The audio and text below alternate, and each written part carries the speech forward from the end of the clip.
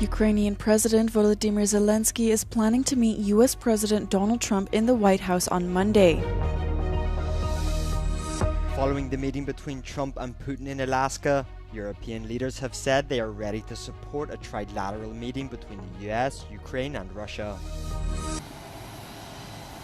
Ukrainian President Volodymyr Zelensky is planning to meet U.S. President Donald Trump in the White House on Monday. The announcement comes just hours after a U.S. summit with Russian President Vladimir Putin in Alaska, which produced no agreement to end the war on Ukraine. Zelensky said he had a long conversation with Trump over the phone and reiterated the importance of involving European countries in the peace efforts.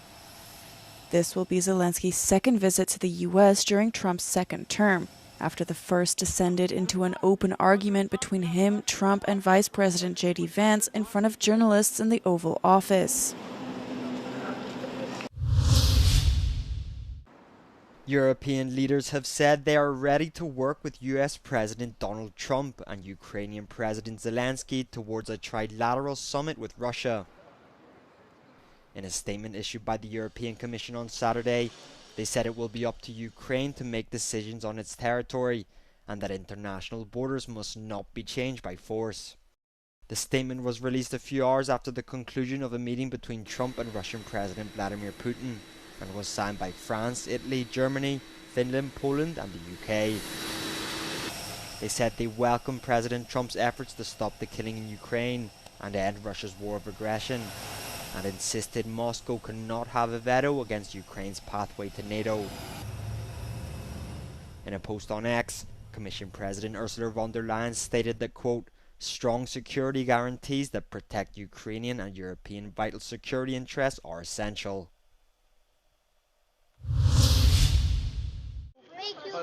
Firefighters in Spain, Portugal, Greece, and Turkey continue to battle wildfires as hot, dry conditions persist, challenging efforts to contain the flames. Portugal had its first death as a result of wildfires, which have raged on for multiple weeks. In the Guarda district, the charred body of the former mayor of a small town was found in an area where lack of resources is hampering firefighting efforts. Around 4,000 firefighters are tackling around 10 fires throughout central and northern Portugal. Spanish firefighters are battling 14 fires across the country, which have left 3 people dead, including 2 volunteer firefighters. A wildfire in Greece burned out of control for a 4th day on the island of Chios, prompting several more overnight evacuations. Firefighters in Turkey also continue to tackle fires across several provinces, and many appear to be largely contained by Saturday.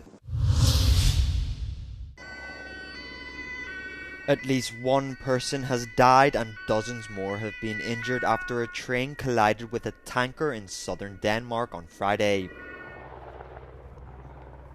The victim was a 76-year-old woman. 5 other people have been seriously injured, 2 of whom are in critical condition. Local media reports say the train collided with the vehicle at a crossing in the town of Tinglev, and that the country's rail operator, DSB, has halted services until further notice.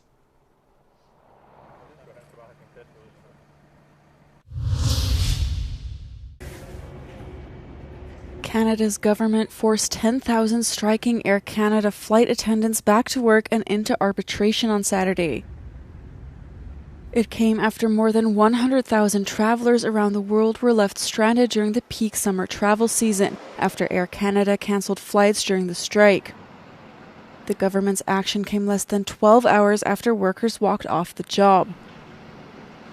The federal jobs minister said now is not the time to take risks with the economy while announcing the intervention.